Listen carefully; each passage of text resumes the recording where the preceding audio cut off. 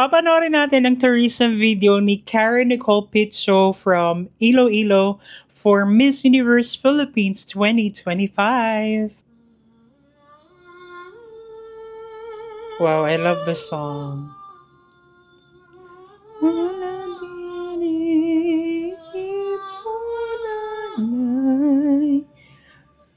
Kanto tinda. Wow.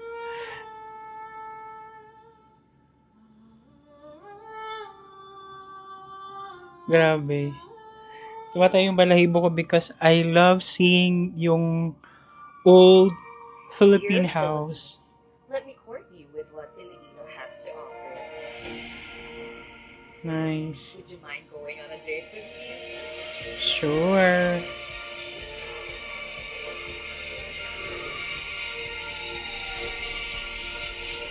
To sip some hot chocolate tablera that could be as pleasurable as consuming talaba in Villa area Seafood. or batchoy across La Paz Plaza. In sickness, you might look for a pancit molo and its warmth. Ang sarap In niyan. health, to exercise in Esplanade would be good for your heart. And all the art and the love for nature, for richer or poorer, I'll make sure to fight for our relationship.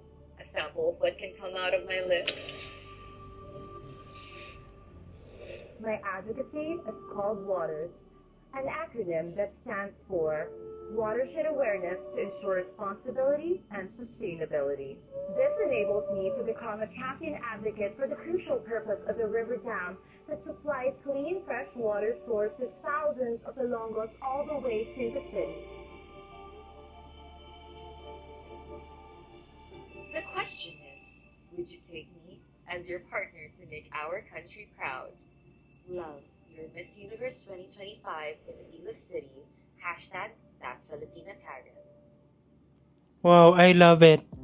Like, from the start ng video, yung old Filipino house, how it transitioned to what Iloilo is right now, and then yung na-incorporate niya yung kanyang advocacy, it was mind-blowing and it was amazing how the video was created. Ang ganda nung pagkagawa. Kudos to Karen. We love that Filipina Karen and yung advocacy niya that is very concerned on our environment, on the climate change. It's very napapanahon. And ayun, sobrang kudos to the team for making this video and good job.